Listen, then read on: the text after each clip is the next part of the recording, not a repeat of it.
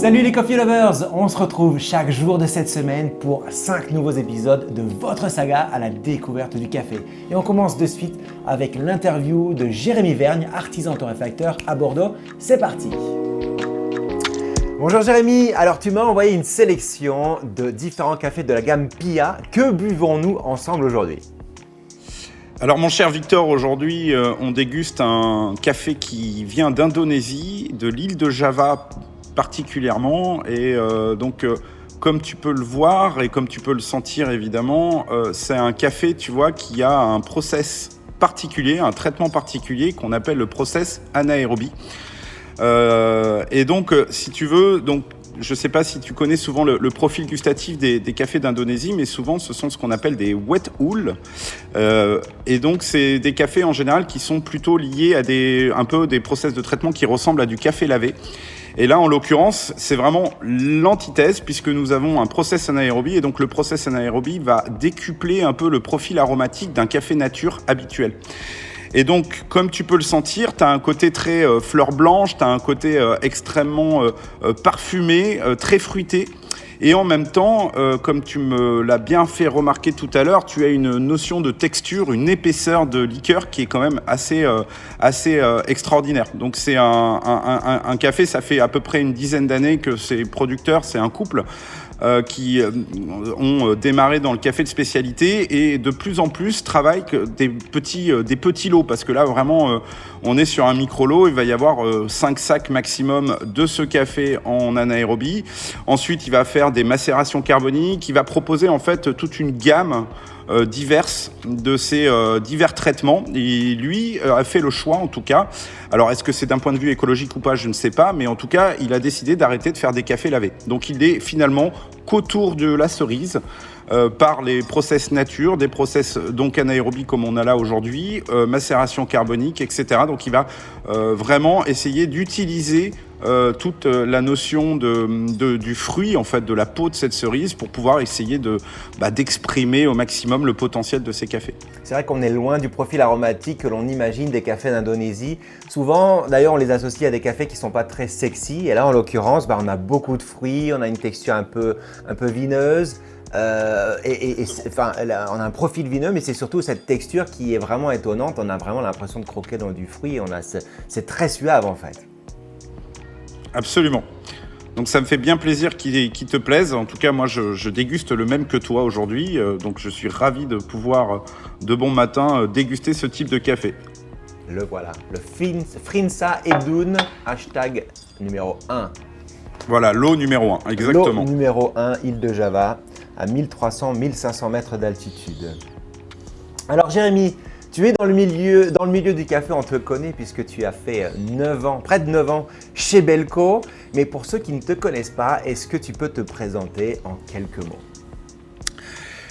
Alors quelques mots, c'est typiquement mon gros défaut, c'est-à-dire que étant donné que j'ai été formateur pendant longtemps, il se trouve que une de mes qualités évidemment est de pouvoir discuter, et d'échanger et notamment d'essayer de transmettre humblement ma passion du quotidien qui est quand même autour du café évidemment, puisque ça fait maintenant à peu près une quinzaine d'années que je suis dans ce milieu-là.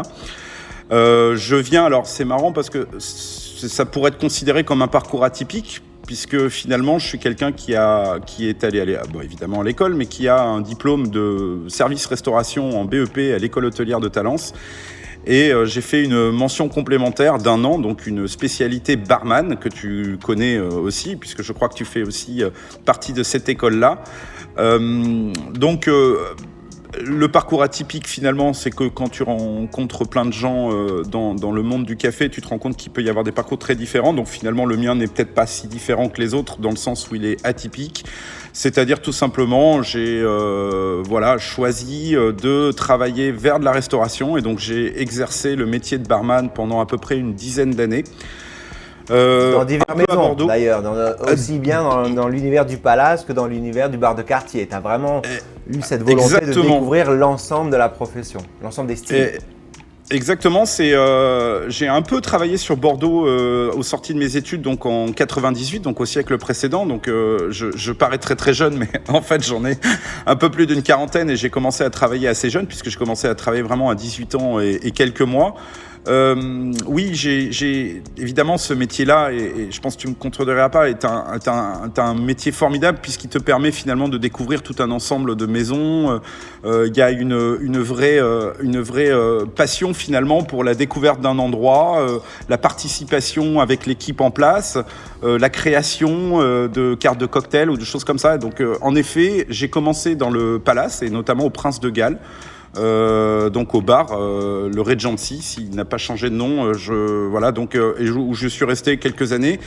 Et puis petit à petit, mon parcours m'a fait aussi aller vers qu'est-ce que j'aime en fait dans le métier du bar.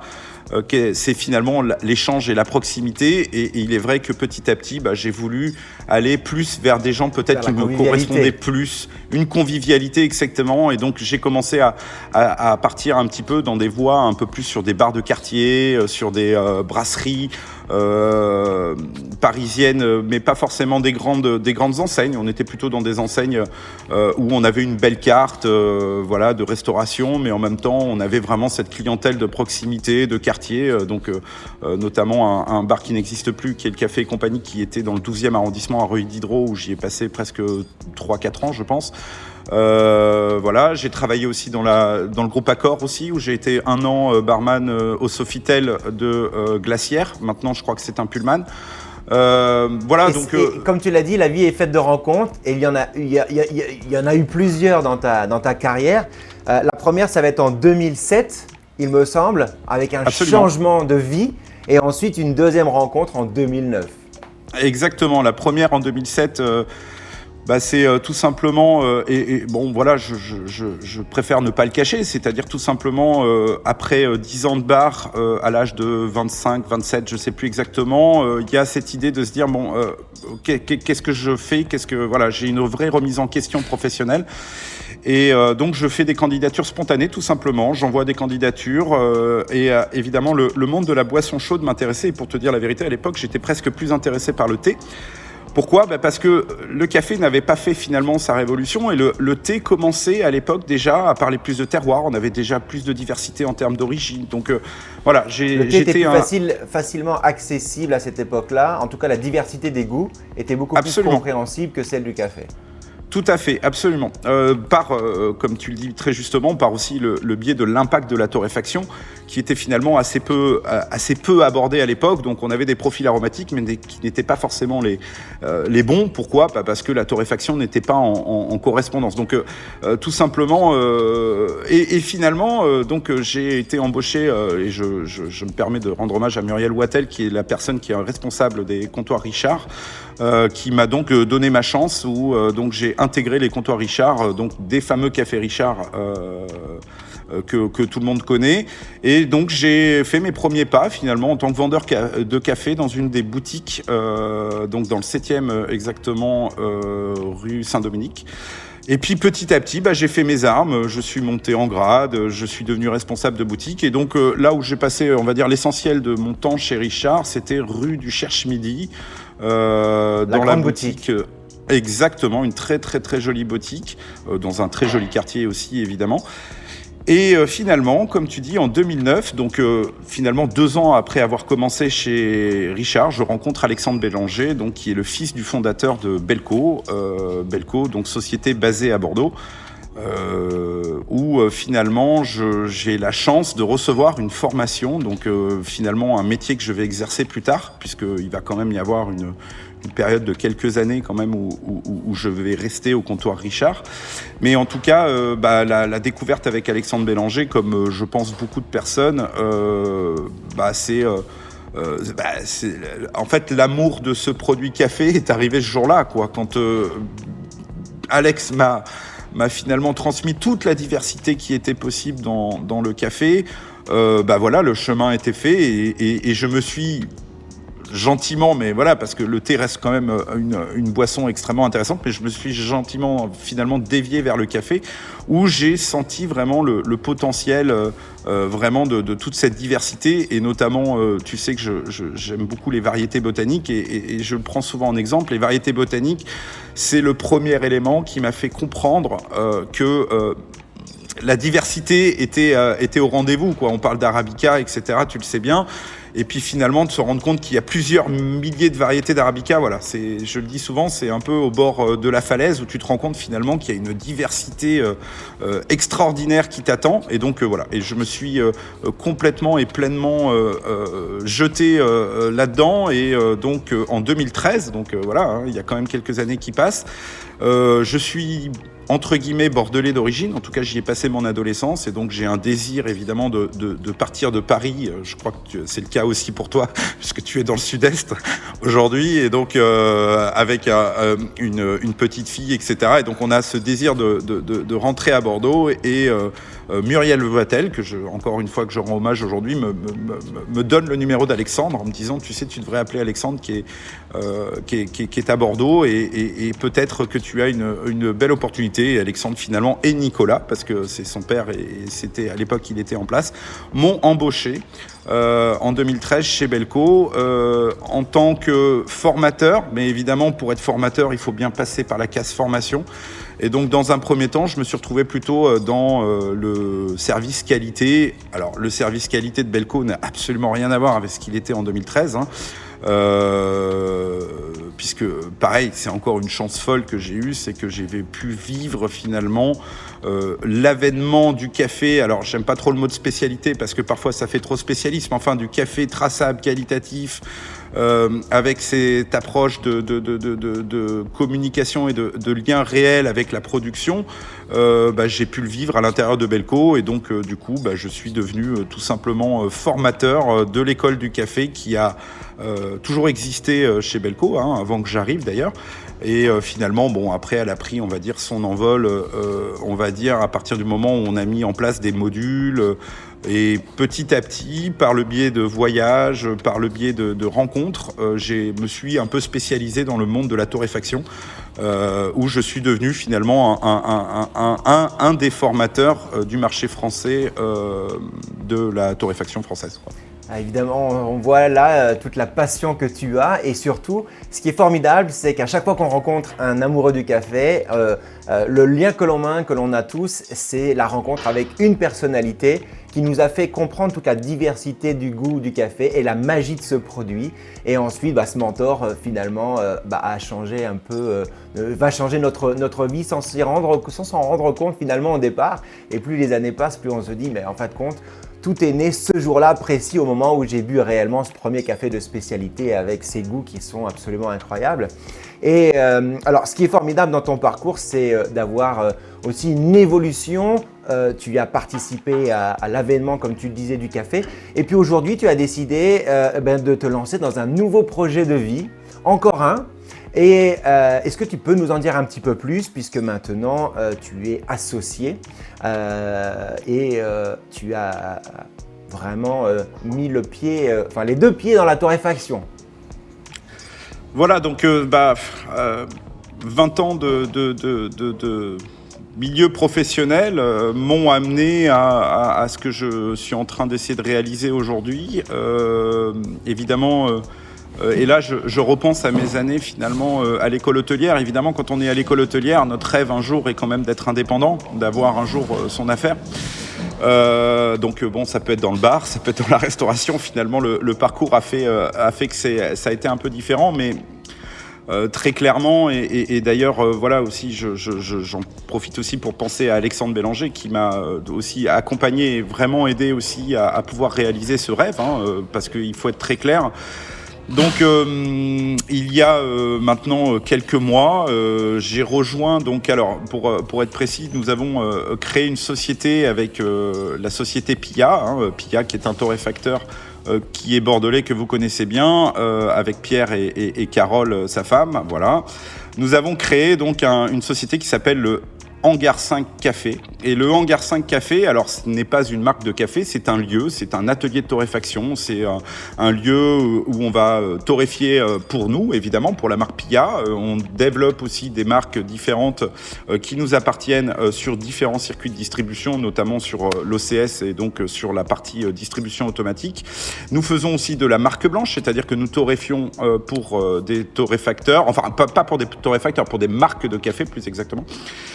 Et donc aussi une des facettes importantes évidemment de cette activité, nous distribuons donc par le biais donc de Pia et donc de Pierre la marque Probat sur le marché français de la torréfaction. Donc c'est-à-dire Probat comme je pense que dans le monde du café évidemment les professionnels connaissent, c'est une des plus vieilles marques finalement de fabrication de torréfacteurs allemands. Le premier torréfacteur sort quand même à la fin du 19e siècle, donc on est quand même sur quand même une marque assez emblématique. Et donc aujourd'hui, nous sommes trois associés, donc Pia, Pierre et Carole, Christophe et moi. Et donc l'idée, par le biais de la marque Probat, ce qui était intéressant, c'était de se rendre compte qu'il manquait aussi parfois de l'accompagnement. C'est bien que on a beaucoup de diversité de machines sur le marché français. Et donc l'idée était évidemment, par ma venue, était de rajouter aussi une petite pierre à l'édifice et de se dire qu'il y avait la possibilité aussi d'avoir un vrai accompagnement en formation. De créer du lien. Et voilà, exactement. Si tu veux, aujourd'hui, on a une partie commerciale qui est gérée par Pierre, on a une partie technique d'installation qui est gérée par Christophe, et moi, optionnellement, il y a la possibilité finalement de boucler la boucle, savoir vraiment d'avoir un accompagnement. Encore une fois, comme je le dis souvent, soit on achète un appareil, on se lance, on a besoin de formation, évidemment, ou soit cas inverse, mais qui est aussi tout aussi important, on a une ancienne machine et on achète une nouvelle machine. Et évidemment, on a besoin de affiner l'utilisation de la machine, c'est surtout ça. Exactement, et surtout d'essayer, alors soit pour certains d'évoluer en termes gustatifs, et pour certains, et c'est tout à fait honorable aussi, d'essayer aussi de garder le même profil aromatique pour évidemment ne pas perturber, si tu veux, la clientèle. Son mélange signature, par exemple. Alors j'ai une petite question, d'où vient ce nom Pia ? Alors Pia en fait, alors c'est Pierre honnêtement Pierre pourra en parler plus que moi puisque finalement, mais Pia en fait c'est le nom d'une plage en Nouvelle-Zélande. C'est une plage qui finalement est le lieu où le fondateur donc Pierre faisait du kitesurf. Il se trouve que Pierre est un passionné de kitesurf et donc il a découvert le café en Nouvelle-Zélande. C'est là qu'il a commencé à travailler. Et finalement, pendant son temps libre, il allait faire du kitesurf à cette plage. Et donc, en fait, le logo qu'on voit, qui est un rocher un petit peu au-dessus du paquet, c'est finalement le rocher de la plage Pia. Donc, il y a un lien avec la Nouvelle-Zélande.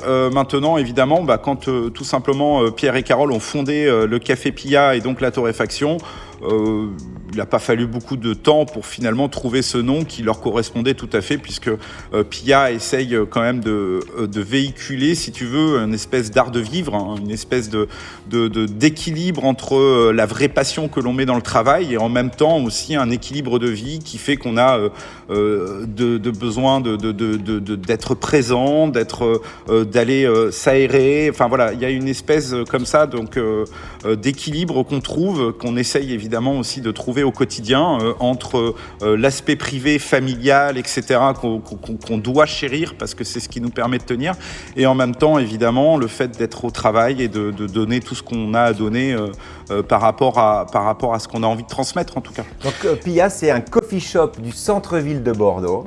Et Absolument. Vous souhaitez vraiment réinscrire l'artisanat en ville, c'est bien cela ? Oui, alors ça c'est par le biais du Hangar 5, mais c'est tout à fait compatible évidemment avec Pia. Donc, comme tu le sais, aujourd'hui, les entreprises et notamment les artisans ont tendance à sortir du centre-ville.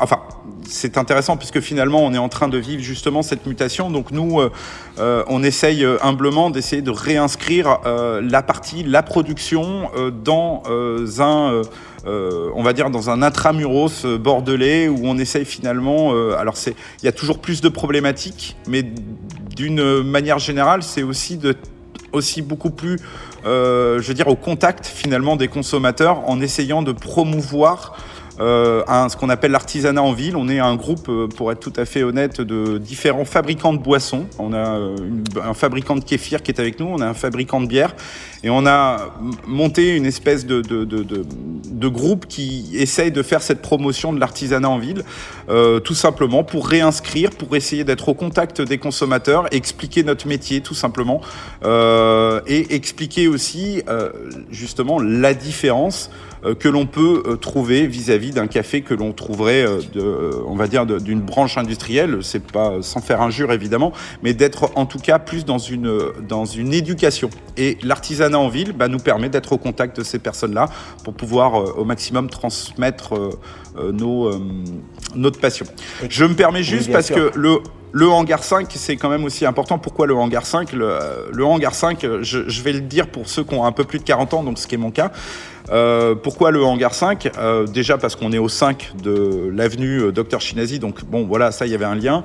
Mais le hangar 5, en fait, pour les vieux Bordelais, en tout cas ceux qui ont plus de 40 ans, c'était le lieu culturel qui était sur les quais. Je sais pas si tu connais Bordeaux, mais il y avait avant sur les quais, maintenant il y a une très belle promenade, alors là c'est quand même magnifique comment tu peux, et puis là moi je redécouvre le fait de retravailler en centre-ville avec le vélo, enfin je suis ravi. Mais avant il y avait plein de différents hangars. Il y avait les hangars qui étaient numérotés, et le hangar 5 était celui qui était face à la place de la Bourse, et c'était le lieu du salon du livre, le salon du vin, le salon du jeu, le salon de la convivialité. Voilà, c'était un lieu de convivialité qui a été, il me semble, démantelé à la fin des années 90, je crois en 99 exactement. Donc évidemment, ça ne parle pas à grand monde aujourd'hui, mais voilà, le hangar 5 a quand même un petit lien avec la ville de Bordeaux, et notamment par le biais, comme tu l'as très bien dit, de convivialité et d'échange. Alors, l'objectif de PIA, c'est de révéler au maximum la diversité gustative des terroirs, comme tout bon passionné du café de spécialité, bien évidemment. Quel est ton café préféré en ce moment ? Parmi la gamme, parmi ta gamme, bien évidemment, parmi la gamme PIA. Oui, alors... Peut-être un des grands crus, peut-être un des grands crus qui m'a fait découvrir au Paris Café Festival. Alors voilà, bien sûr. En ce moment, en fait, alors, il est vrai que aujourd'hui, la façon dont on aborde le café, alors, personnellement, c'est que petit à petit, je suis de plus en plus, moi aussi, beaucoup plus attiré par des cafés avec des profils beaucoup plus autour du nature. On l'a vu, l'anaérobie, le profil au nez. Donc, je me détache très gentiment, parce que j'aime ça quand même, mais évidemment des cafés lavés. Donc, il est vrai qu'en ce moment, le café que j'aime beaucoup, et puis aussi dans la relation que tu veux essayer de transmettre à travers PIA, c'est le 13 Dragonès, le Colombie que l'on fait avec la Granja Esperanza. Donc c'est un des rares cafés, soyons très honnêtes, que nous achetons en direct, parce que évidemment tu sais bien qu'un torréfacteur a besoin de beaucoup de liquidité, puis surtout il faut gérer cette partie transport qui est jamais très simple pour nous petites entreprises. Mais d'un côté, voilà, évidemment la Granja Esperanza, c'est pour nous c'est un vrai symbole, puisque c'est ce que évidemment nous essayons de faire au maximum, et nous l'espérons en tout cas, et le hangar 5 est né pour ça, pour essayer de continuer. Et donc ce Colombie 13 Dragonès, c'est une variété Colombia, donc le fameux Colombia de Colombie, une des variétés assez connues évidemment là-bas, qui date des années 80, en process nature. Et il y a ce qu'on appelle une double fermentation, donc on va avoir vraiment une fermentation des cerises dans des bacs, et en fait on va sécher et on va recommencer à faire une autre fermentation, ce qui va lui donner un côté... Alors c'est intéressant, sur l'Indonésie, tu vois qu'on est sur des profils quand même assez intenses, assez fruités. On n'est pas tout à fait dans l'anaérobie. On pourrait presque appeler un semi-anaérobie, ce qui fait qu'on garde un équilibre de tasse avec un peu de sucrosité, une belle acidité.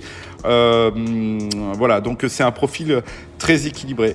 Donc le 13 Dragonès, on va dire que c'est mon petit coup de cœur du moment. Ouais. C'est ton petit coup de cœur du moment. Et moi, j'ai beaucoup aimé celui que tu m'as fait découvrir. Voilà, le Aitiki.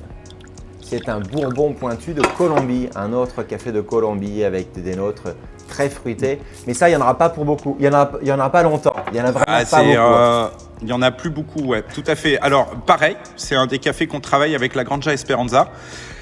Et donc, dans le monde du café, notamment international, c'est la variété qu'on appelle l'Orina. Et donc, évidemment, le Lorina, nous, en France, on le connaît par le nom du Bourbon pointu, le fameux Bourbon pointu, qui est donc une mutation du Bourbon sur l'île de la Réunion et qui a la particularité d'avoir des grains minuscules. D'ailleurs, les grains sont tellement minuscules que ça facilite pas forcément la cueillette. Ni la torréfaction, d'ailleurs. Et ni la torréfaction, d'ailleurs. Et donc, du coup, c'est forcément des cafés d'exception, c'est-à-dire des cafés rares, quoi. Mes amis, vous voulez en savoir plus sur Jérémy? Le questionnaire Fast and Curious, c'est maintenant. Le principe est simple, je pose des questions à mon invité qui n'est absolument pas préparé et il doit y répondre le plus rapidement possible. Allez, c'est parti. Alors, on débute avec quelque chose de très simple. Lundi ou vendredi? Vendredi. Vendredi. Ah, toi tu aimes le week-end. Ah oui. Alors, matin ou soir? Soir. Soir, donc toi tu Ça, aimes c'est l'apéro. les résidus du bar. Je travaille très bien le soir. Je suis souvent très heureux le soir et j'avoue que je me couche assez tard. Donc t'es pas le premier au bureau. Ça dépend. Là, aujourd'hui, oui. Donc, tu dors peu, alors. Non, je dors assez peu, ouais, absolument. Du coup, il te faut un espresso ou un cappuccino pour te réveiller? Une méthode douce. Une Tu vois, méthode douce. moi je suis plutôt. Ça prend le temps. Ça prend le temps. Donc j'ai besoin plutôt de douceur le matin. J'ai pas besoin de me réveiller avec une claque. Non, c'est. Et l'espresso, tu l'apprécies à quel moment? L'expresso, plutôt en milieu de matinée. Allez, le petit coup de Voilà. boost, le petit coup de fouet. Le petit coup de boost vers 10h, absolument. Alors, variété endémique ou hybride? Endémique, largement. Alors du coup, est-ce que tu préfères les cafés sauvages du berceau du café par exemple ou les cafés expérimentaux comme on peut le retrouver un peu partout, en tout cas de plus en plus, mais un peu au Panama? C'est une très bonne question. Non, je vais rester évidemment sur l'Éthiopie, sur les forêts endémiques et les lieux de naissance de notre espèce favorite. Tu as déjà un petit peu répondu tout à l'heure. Café lavé ou café nature? Café nature. Café nature. Éthiopie ou Salvador? Éthiopie. Bon. Always. Allez, on change de registre. Les pieds sur la terre ou la tête dans les étoiles? Les pieds sur la terre. Netflix ou cinéma? Cinéma, largement. Mer ou montagne? Mer. Mer. Vacances actives et sportives ou repos et apéro? Repos et apéro et bouquin. Jamais de sport chez moi, Victor. On en fait au quotidien. BD ou roman? Les deux maintenant, BD. BD aujourd'hui, beaucoup plus BD, faut être honnête. Je suis quelqu'un qui lit beaucoup. Enfin, en tout cas, quand j'en ai le temps, et je reconnais aujourd'hui que je suis plus dans le roman graphique que dans la BD, ouais. Et puisque tu es également un passionné de musique, jazz ou Oui. électro? Alors, je suis un passionné de musique, donc si je suis passionné de musique, j'aime les instruments. Donc, c'est pas pour faire injure à l'électro où je sais évidemment qu'il y a une vraie part de composition dans la composition de ces morceaux-là. Maintenant, je jazz, largement jazz. Ouais. On y reviendra juste après. Et pour terminer, car tu es fan de cocktails, bar de palace ou bar de quartier, aujourd'hui, où est-ce que tu aimes te retrouver? Non, bar de quartier, toujours. Bar de quartier en faisant des beaux cocktails comme dans des palaces. Eh oui. Negroni ou dry martini à l'heure de l'apéritif? Negroni. Negroni. Avec la petite touche de gin. Eh oui. Ah oui. Mojito ou mint julep? Pour la fraîcheur, pour les vacances? Ouais, pour la Sur le fraîcheur, transat? Morito. Mojito. Non, Morito. Et au niveau du café, espresso martini ou Irish coffee? J'ai une passion, on va pas exagérer, mais j'aime beaucoup le Irish coffee. Un bon Irish coffee, voilà. Et puis, évidemment, moi qui ai fait du bar, j'ai appris par l'Irish coffee. C'était notre cocktail du café. C'est notre cocktail du café emblématique de la Coupe Scott. Donc, Irish coffee. Et tu as un souvenir particulier par un Irish Coffee ou pas? Parce que c'est vrai que celui qu'on apprend à faire à la Coupe Scott ou celui que l'on fait habituellement dans les établissements n'a absolument rien à voir avec ce que l'on peut découvrir de l'Irish Coffee, notamment pour le Coffee and Good Spirits. Alors, j'ai un souvenir, mais qui n'est pas un très bon souvenir en termes de gustatif. Mais en fait, mon premier travail, quand je suis sorti de l'école en 1990, j'ai travaillé dans le centre de Bordeaux, dans un café qui s'appelait le Café Reynaud, qui n'existe plus aujourd'hui, et c'était un torréfacteur. Enfin, on avait déjà... on vendait déjà du café en vrac. Et bon, moi à l'époque, c'était vraiment le tout début de ma carrière, donc je connaissais très peu. Et en fait, on avait le droit le 21 juin, je m'en souviendrai tout le temps, le 21 juin, on avait le droit de vendre de l'alcool. C'était le seul jour de l'année où on avait le droit de vendre de l'alcool. Et donc, fête de la musique. À la fête de la musique, le 21 juin, dans le quartier du centre historique de Bordeaux, donc Saint-Pierre, on avait le droit de vendre de l'alcool et donc on vendait des Irish Coffee. Mais j'ose même pas te dire de quelle manière ils étaient préparés, c'était assez lamentable. Mais il n'empêche que, voilà, si tu me demandes un souvenir Irish Coffee, je pense à ce 21 juin 99 où on pouvait, vendre de l'alcool à tous les personnes, tous les beudas qui traînaient dans les rues de Bordeaux. Donc voilà, c'est pas un très bon souvenir gustatif, ça je te l'accorde. Merci beaucoup pour tes réponses à ces questions. On en sait un petit peu plus sur ta personnalité et je voudrais d'ailleurs revenir sur 2 points qui me semblent très intéressants. Tu es passionné de musique et en particulier le jazz éthiopien. Est-ce que tu peux nous raconter un petit peu plus pourquoi cette passion pour ce style de musique, oui. Bien sûr, assez confidentiel. Alors je ne sais plus en quelle année, mais je vais voir au cinéma un film de Jim Jarmusch qui s'appelle Broken Flowers avec Bill Murray. Je ne sais pas si tu te souviens de ce film-là. Bon bref, en tout cas c'est un film qui est sorti au début des années 2000. Je tombe complètement amoureux de la bande son. Mais vraiment, tu sais, j'ai eu 2 moments moi dans la vie musicale, un peu comme tu l'as dit tout à l'heure, avec les personnes que tu rencontres qui te font basculer. Tu sais, parfois tu es à la recherche d'un son. Tu es à la recherche d'un son, tu sais pas forcément lequel tu cherches, et quand tu l'écoutes pour la première fois, et ben voilà, ça s'ouvre. Et ben alors, ça m'est arrivé avec l'afrobeat au début des années 2000 que je ne connaissais absolument pas, par le biais de Fela Kuti évidemment. Je me souviendrai toute ma vie, c'était dans une Fnac, tu sais, à l'époque où on avait encore, on mettait les casques, on écoutait les CD, et donc paf, je mets ça et là je fais découverte, c'est exactement ce style de musique que je découvre et que je recherche, quoi.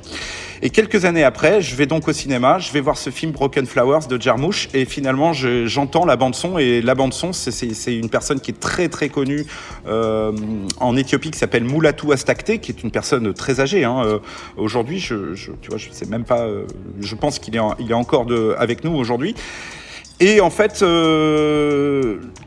la passion, alors c'est un peu un raccourci de faire ça, mais en tout cas, il est vrai que, tu vois, tu m'as demandé tout à l'heure si, voilà, j'ai pas trop de contestation quand on parle d'Éthiopie, je mettrai toujours l'Éthiopie en premier. Pourquoi ? Parce que l'Éthiopie, au-delà de l'aspect évidemment de la richesse gustative, café, etc., de la richesse que tu peux trouver aussi au niveau de la population et des échanges, puisque c'est quand même, voilà, moi j'ai des souvenirs mémorables là-bas. Il y a aussi une richesse culturelle qui est extrêmement importante. Je rappelle quand même que c'est un des seuls pays qui, en Afrique, n'a pas été envahi, donc qui a gardé une culture très très forte. Donc il y a de la danse, etc. Et donc le jazz éthiopien, aujourd'hui, on a des groupes français. Je pense à Akale Oubé, qui est un des grands groupes français de jazz éthiopien. Voilà, on a, en fait, c'est quoi ? C'est une espèce on a vraiment des rythmiques qui font penser évidemment à des choses assez syncopées, avec pas mal de rythmes en termes de rythmique, et en même temps, on a une mélodie et des nuances qui rappellent extrêmement la musique traditionnelle éthiopienne, quoi. Et donc, en fait, on a un espèce de mélange comme ça qui est assez fou. Et voilà, et donc ça me permet aussi de dire, voilà, j'ai fait 2 voyages en Éthiopie. Jacques, qui était donc le responsable, qui est toujours évidemment et je pense à Jacques et Delphine, le responsable de l'agence Éthiopie, qui t'ont partage. Fait rencontrer voilà, Melaku Bele, c'est bien ça ? Mela Koubélé, voilà, que je connais assez peu, mais que j'ai rencontré en tout cas. Mela Koubélé, c'est un danseur qui est extrêmement connu en Éthiopie et qui a monté ce qu'on appelle le Fendika. Le Fendika, c'est un bar de jazz éthiopien que l'on trouve à Addis Abeba. Et en fait, voilà, quand tu vas en Éthiopie, pour moi, le passage obligé, c'est forcément une soirée au Fendika, parce que le Fendika, c'est extraordinaire puisqu'il y a un concert tous les soirs. Donc tu viens, tu sais que tu vas passer un bon moment. Que ça peut être, j'ai eu la chance de voir un grand groupe vraiment avec, je me souviens, une mise en scène assez intéressante, extraordinaire. Et de l'autre côté, je suis allé un autre soir où là, c'était beaucoup plus confidentiel, mais il y avait de la musique traditionnelle en live. Et voilà. Et puis c'est un lieu qui est assez mythique. Il y a une salle d'exposition avec des artistes éthiopiens. Enfin voilà. C'est un ensemble, quoi. Donc ça, j'invite évidemment toute personne qui va en Éthiopie à passer par le Fendika. Ça fait partie pour moi du voyage café. Le voyage café, il doit même de toute façon passer au Fendika juste pour s'imprégner de la culture, quoi. Je prends note. Nous irons au Fendika. Alors, tout à l'heure, je te posais la question entre l'Éthiopie et El Salvador. Il me semble que ta première fois en pays producteur, c'était donc au Salvador. Quel souvenir tu en gardes? Et c'était quand surtout? Alors le Salvador, c'est en 2015, en janvier 2015. Enfin voilà, je pense que tout le monde connaît janvier 2015 parce que c'était les attentats de Charlie Hebdo. Je pense que tout le monde s'en souvient, et c'est pile à ce moment-là où je suis au Salvador. Donc je ne vis pas l'événement de la même manière que les Français en tout cas. Et en fait, le premier voyage en pays producteur, c'est enfin mettre des images, enfin de porter le regard sur des mots que tu transmets. J'étais formateur depuis un an et demi maximum, puisque j'ai commencé fin 2013, 2014 c'était une année de formation, on va dire. Donc 2015, je découvre la production, quoi. Et donc c'est un élément qui est extrêmement fondateur pour moi en tout cas, puisque comme beaucoup, je suis loin d'être le seul évidemment. À partir du moment où on met les pieds dans la production, on commence à comprendre les problématiques, on commence à comprendre les nuances, on commence vraiment à essayer de mettre en place et de mentalement. Et moi je me souviens parce que j'ai eu la chance chez Richard de faire des petits ateliers. C'était un peu les débuts, on invitait des clients, on parlait, et moi je me souviens que j'essayais d'apprendre par cœur le traitement lavé. Je sais pas si tu sais, le traitement marqué, j'étais avec ma feuille, je disais dépulpage, fermentation, déparchage. Ah non, pas déparchage, il y a le lavage d'abord, après il y a le déparchage. Enfin, tu sais, tu essayes d'apprendre ça par cœur, et puis quand tu le fais, c'est un peu différent. Et une fois que tu l'as vu, c'est terminé, tu l'as en tête, et puis il n'y a plus de problème, puisque finalement... ce premier voyage, c'est un voyage évidemment qui est initiatique d'un point de vue connaissance. Et d'un autre côté, évidemment, j'ai eu la chance, évidemment, donc c'est Angel Barrera, que tout le monde connaît évidemment de chez Belco, qui m'avait un petit peu organisé ce voyage-là en 2015. Donc j'ai eu la chance de visiter la ferme de son père. Humberto. Ensuite, on était allé chez El Manzano, donc Emilio Lopez, et enfin, j'étais allé chez notre ami de la Villa Galicia, Mauricio Salveria. Et donc, en fait, en une semaine, parce que finalement, ça reste quand même un temps court, on avait on avait vraiment ce que je dis, l'éventail un peu de la production, à savoir la partie traditionnelle avec le père qui est très âgé et qui sait ce qu'il fait, attention, mais voilà, qui a une manière de faire. El Manzano avec une notion de process, de traitement, on va dire presque assez méticuleux dans son approche, et Mauricio Salveria qui lui est vraiment avec sa Villa Galicia, qui était un peu une micro ferme versus la micro torréfaction. Voilà, donc vraiment une chance folle, un super voyage, mais initiatique. Voilà, mes autres voyages m'ont amené un petit peu plus à comprendre un peu plus. Évidemment, je suis loin d'être un producteur et je ne le serai jamais d'ailleurs, mais en tout cas comprendre un peu aussi. Il y a deux types de voyages. Il y a le voyage où tu ouvres les grands yeux, t'es tellement heureux d'être là, Et puis tu as le voyage où là tu commences à réfléchir la distance entre les arbres, quelle est la diversité d'ombrage, voilà. Et ça, évidemment, je pense à Marjorie Kanjoura, une ingénieure agronome qui, me souvient, nous avait accompagnés dans un voyage. Enfin, elle était sur place d'ailleurs. C'est pas elle était sur place en train de travailler. Et nous l'avions rejoint avec une équipe de torréfacteurs. Et là, elle nous avait expliqué quoi. Elle nous avait expliqué un peu la façon dont on doit gérer un espace de production, quoi. Et donc ça, c'était en 2017 pour ton deuxième voyage en pays producteur. Jérémy, si on veut te retrouver, te rencontrer, quelle est ton actualité ? Bordeaux Centre.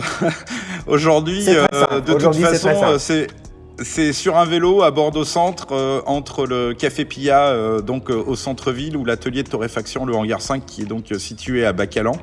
Et puis on peut me voir passer sur les quais de Bordeaux quotidiennement. Mais en gros, mon actualité aujourd'hui, elle est concentrée évidemment sur le développement du hangar 5 et sur voilà, je cache pas, on a des ambitions, et en même temps, à la hauteur de ces ambitions, on doit se concentrer pour essayer d'y arriver. Hein. L'idée n'est pas de tout, voilà, on veut pas grossir à beaucoup, mais on veut juste être heureux et pouvoir tout simplement vivre de notre passion. Donc aujourd'hui, je suis très concentré sur cette partie-là. Donc je fais un peu moins de formation, sauf pour Probat, ponctuellement. On en parlait dernièrement avec mon remplaçant Denis, qui est maintenant chez Belco. Voilà, je suis un petit peu un retraité pour l'instant de la formation, on va dire caféiculture. Voilà, je prends un petit peu recul, puisque finalement, comme tu l'as dit tout à l'heure, en fait, je découvre un peu aussi un nouveau métier aujourd'hui.